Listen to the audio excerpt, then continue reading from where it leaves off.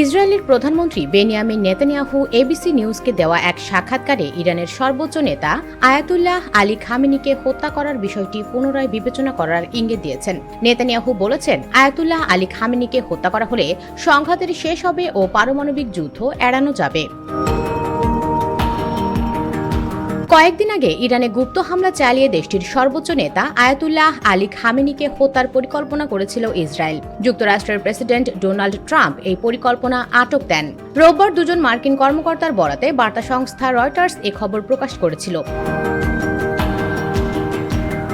গত শুক্রবার ভোররাতে ইরানে হামলা চালিয়ে দেশটির সেনাপ্রধান অভিজাত ইসলামিক রেভলিউশনারি গার্ড কোরের প্রধানসহ অন্তত ২০ জন ঊর্ধ্বতন সামরিক কর্মকর্তাকে হত্যা করে ইসরায়েল। সেদিন হামলায় খামেনির একজন উপদেষ্টাও নিহত হন। ইরানও ইসরায়েলের প্রতিশোধমূলক হামলা চালায়। এ নিয়ে দুই পক্ষের মধ্যে থেমে থেমে চলছে পাল্টাপাল্টি হামলা।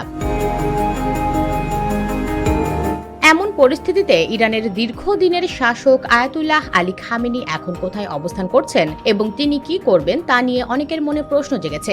এ বিষয়ে বিবিসির নিউজ আওয়ারের সঙ্গে কথা বলেছেন যুক্তরাষ্ট্রের সাবেক সহকারী পররাষ্ট্রমন্ত্রী জেফ্রি ফেল্ডম্যান। তিনি বলেন, আমার মনে হয় রাজত্ব রক্ষা করাই তার অর্থাৎ আয়াতুল্লাহ আলী খামেনির প্রথম লক্ষ্য। তাই রাজত্ব টিকিয়ে রাখতে যদি তাকে কিছু ছাড়ও দিতে হয়, যেমন যাদের তিনি শয়তান বলে বর্ণনা করেন, সেই যুক্তরাষ্ট্রের সঙ্গেও যদি আলোচনায় বসতে হয়, তিনি তা করতে প্রস্তুত থাকবেন বলে আমার মনে হয়।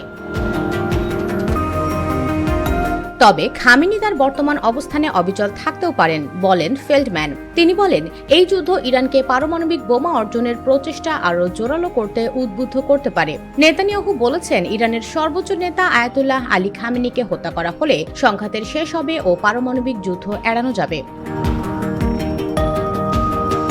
এবিসি নিউজকে দেওয়া সাক্ষাৎকারে নেতানিয়াহু দাবি করেন, ইরান দীর্ঘদিন ধরে মধ্যপ্রাচ্য জুড়ে সন্ত্রাস ছড়াচ্ছে।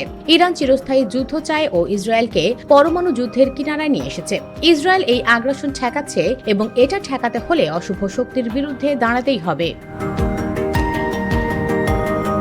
US Bengal desk.